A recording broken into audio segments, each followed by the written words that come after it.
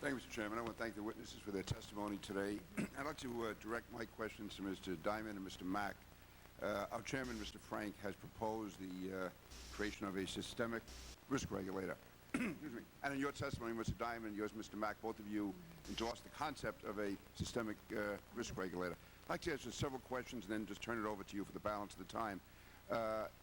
If we do establish this systemic risk regulator, which existing regulators would this replace? Do you have concerns that the regulator would be created in such a way as to impede our competitiveness with the rest of the world? And secondly, how would this regulator have worked, looking back at the last several years, how would this regulator have mitigated or even prevented the current situation that we have? And with that, I ask Mr. Diamond and Mr. Mack if they can answer the question. Well, Congressman, the world has turned into a global trading market. So the idea of a systemic risk regulator, I think, is critical. Our businesses are much more complex than they were 40 years ago when I first got into business. And I would argue, and you heard from Secretary Paulson, that if you go back, some of our existing laws were written right after the Depression. We had Glass-Steagall at that time. There was a real separation of risk-taking. So on one hand, you had the Federal Reserve with regulatory authority clearly with the banks and the SEC with the investment banks. There needs to be, I believe, a coming together of regulatory oversight.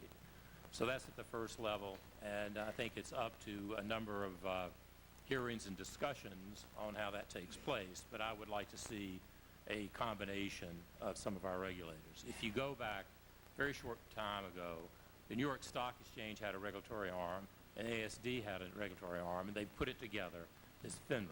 I think that consolidation of regulatory authority needs to continue. Also think there needs to be some type of global regulatory coordination, much more efficient than we have today.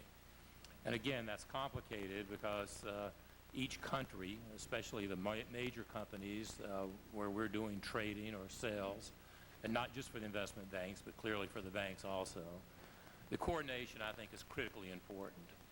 Also think, you know, as you look at the different jurisdictions, whether now that we report to the Fed and the SEC, you're also involved with the commodities business. You're involved FDIC. We need to have a coordinated super regulator for the financial service business. How we put that together is going to be a number of conferences and meetings, but I do urge all of you to pursue that, and we will be as helpful as possible in trying to help define what the issues are. Mr. Diamond? Yeah, so first I want to start by saying that there are a lot of things that need to be fixed in the regulatory system. They were not to blame for all the things that happened. So it's not, I'm not trying to push the blame to anyone else, but we should recognize these issues and problems and fix them if we want to fix these problems going forward. We have a Byzantine alphabet soup of regulators that get involved in systematic regulation. And I also should point out, by the way, a lot of companies that were heavily regulated had problems. A lot of companies that were not heavily regulated had problems. So it isn't quite clear that that was the solution. But the OTS had enormous problems with WAMU and Countrywide, who are no longer here and were acquired by some that come to the table.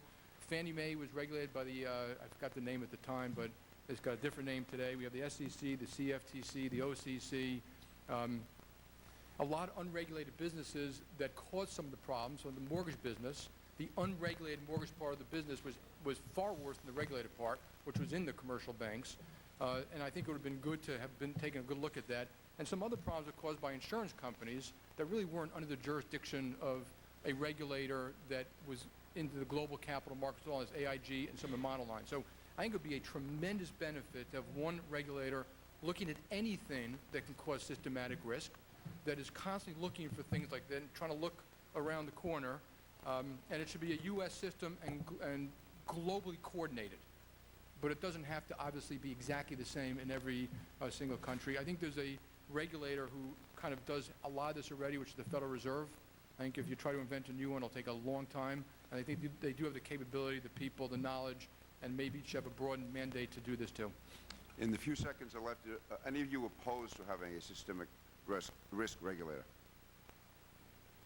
Okay. Mr. Chairman, I yield back. The